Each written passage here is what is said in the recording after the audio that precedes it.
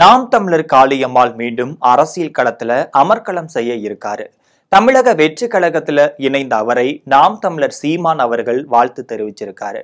வருகின்ற சட்டமன்ற தேர்தல்ல தமிழக வெற்றி கழகம் சார்பில் நாகப்பட்டினம் தொகுதியில காளியம்மாள் அவர்கள் போட்டியிட இருக்காரு. இது பற்றிய தகவலை முதலாக உங்கள் ஜெம் தொலைக்காட்சி வெளியிடுகிறது.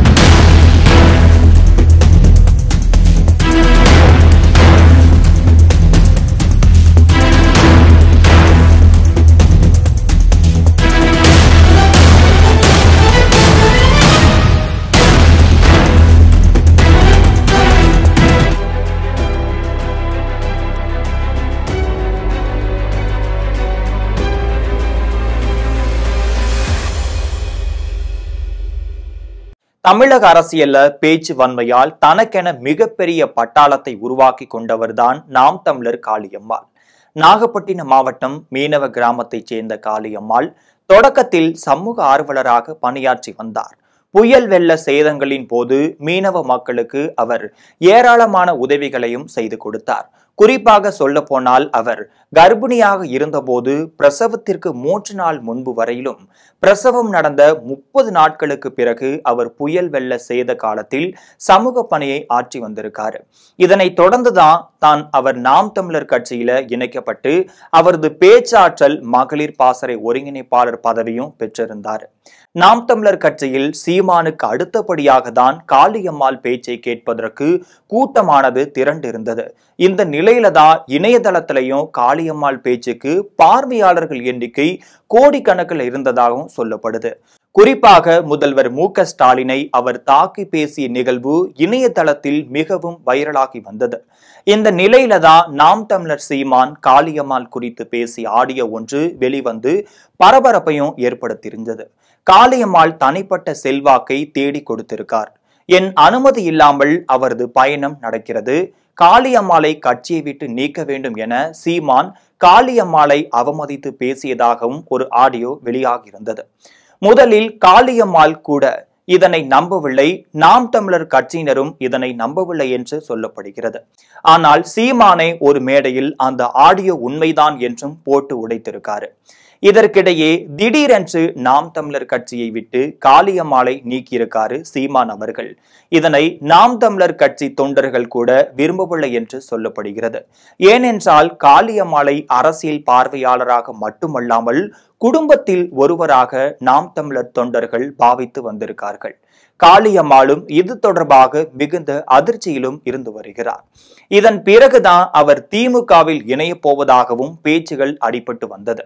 ஆனால் இது குறித்து காளியம்மாள் பேசும் பொழுது இந்த கட்சியிலிருந்து அந்த கட்சிக்கு போனால் பணமும் பதவியும் கிடைக்கும் என கணக்கு போடுகிறார். சரி, அரசியல்வாதி பெண் அல்ல, நாள் என் மீனவர் சமுதாய மக்களுக்கு மிகுந்த நன்மைகள் கிடைக்க வேண்டும், அடித்தட்டு மக்கள் வாழ்க்கை உயர வேண்டும் என்பதுதான் எனது கொள்கை என்று குறிப்பிட்டிருந்தார். இதற்கிடையே நாம் தமிழர் கட்சியிலிருந்து நீக்கிய பிறகும் சீமான் பற்றி அவர் எந்த ஒரு குற்றச்சாட்டுகளையும் கூறவில்லை என்று சொல்லப்படுகிறது. மாறாக சீமான் என் கூட பிறந்த அண்ணன், அவர்தான் எனக்கு அரசியல் வழிகாட்டி, அவர்தான் எனக்கு ஆசான், இன்று வரையிலும் அவரது படத்தை என் வீட்டில் வைத்திருக்கிறேன், நான் எங்கு எப்படி இருந்தாலும் என் வீட்டில் சீமான் படம் இருக்கும் என்று கூறி எல்லோரையும் மனம் நெகிழ வச்சிருக்காரு. இந்த நிலையில தான் உங்களின் அடுத்த கட்ட அரசியல் நகர்வு என்ன என்று நிருபர்கள் கேட்டபோதுதான் நிச்சயமாக 2026ஆம் ஆண்டு சட்டமன்ற தேர்தல்ல என் அரசியல் பங்கு இருக்கும், நிச்சயமாக நான் ஒரு தொகுதியில போட்டியிடுவேன், அதில் எந்த மாற்றமும் கிடையாது என்றும் காளியம்மாள் அவர்கள் தெரிவிச்சிருந்தார். இதற்கிடையே நாம் தமிழர் சீமான் காளியம்மாளை மன்னித்து மீண்டும் கட்சியில் சேர்த்து கொள்ளலாம் அப்படிங்கிற முடிவுக்கு வந்ததாகவும் கூறப்படுது. ஆனா இதற்கு காளியம்மாள் சம்மதம் தெரிவிக்காமலும் இருந்துட்டு வந்திருக்காரு.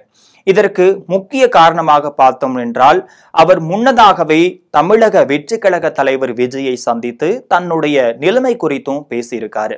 விஜயை பொறுத்தவரையில் தனது கட்சிக்கு பிரச்சாரம் செய்வதற்காக நல்லாட்கள் தேவைப்படுகிறார்கள். அந்த வகையில தான் காளியம்மாள் மிகவும் பயன்படுவார். அதுவும் பெண்கள் மத்தியில பேசுவதற்கு ஒரு நல்ல அரசியல்வாதி கிடைத்திருக்கிறார் என்ற வகையில் அவர் காளியம்மாளை சேர்த்து கொள்வதில் ரொம்பவே விருப்பப்படுகிறார் விஜய் அவர்கள். சமயம் வரட்டும், நான் அழைக்கிறேன் என்றும் கூறியிருக்கார். விஜய் அவர்கள். தற்பொழுது தமிழக வெற்றி கழகம் சார்பாக எந்த தொகுதியில யார் யார் போட்டியிடுவது என்ற பட்டியல் தயாராகி வந்திருக்கிறது. 4 பேர் கொண்ட குழு இந்த பட்டியலை தயார் செய்து வருகின்றார்கள். இதில் காளியம்மாள் பெயரும் இடம்பெற்றிருப்பதாகவும் சொல்லப்படுது. முன்னதாக நாகப்பட்டினம் தொகுதியில விஜய் போட்டியிடலாமா என்று ஆலோசனையும் செய்யப்பட்டிருக்கு. ஆனால் சென்னையில் விஜய் போட்டியிட்டால்தான் தேர்தல் பிரச்சாரத்திற்கு வசதியாக இருக்கும் என்று இறுதி முடிவும் எடுக்கப்பட்டிருக்கு. அந்த வகையில தான் நாகப்பட்டினம் தொகுதியில காளியம்மாள் தமிழக வெற்றி கழக வேட்பாளராக நிறுத்தப்பட இருக்காரு.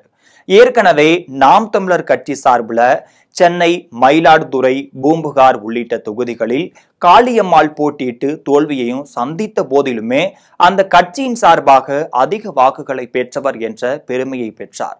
இந்த முறை விஜய் கட்சி சார்பாக போட்டியிடும் பொழுது காளியம்மாள் நிச்சயமாக வெற்றி பெறுவார். அது மட்டுமல்லாமல் தமிழ்நாடு முழுவதுமே காளியம்மாள் தேர்தல் பிரச்சாரத்திற்கு பயன்படுவார் என கணக்கிடப்பட்டிருக்கிறது. இந்த நிலையில தான் தமிழக வெற்றி கழகத்தின் மகளிர் பாசறை தலைவியாக காளியம்மாள் விரைவில் நியமிக்கப்பட இருக்கிறார். இதற்கான அறிவிப்பு விரைவிலேயே வர காத்திருக்கிறது. இதற்கிடையே நாம் தமிழர் சீமானிடம் இது பற்றி கேட்டபொழுது காளியம்மாள் தமிழக வெற்றி கழகத்தில் இணைய போகிறார் என்ற தகவல் எனக்கு ஏற்கனவே திரைமறைவில் கிடைத்துவிட்டது. அவரை நான் வாழ்த்துகிறேன் என்றும் சீமான் அவர்கள் வாழ்த்து தெரிவித்திருந்தார். எனவே தமிழக வெற்றி கழகம் சார்பில் காளியம்மாள் மீண்டும் ஒரு ரவுண்டு அரசியல் களம் காண இருக்கிறார் என்பதை முதலாக வெளிச்சத்திற்கு கொண்டு வந்திருக்கிறது உங்கள் ஜெம் தொலைக்காட்சி.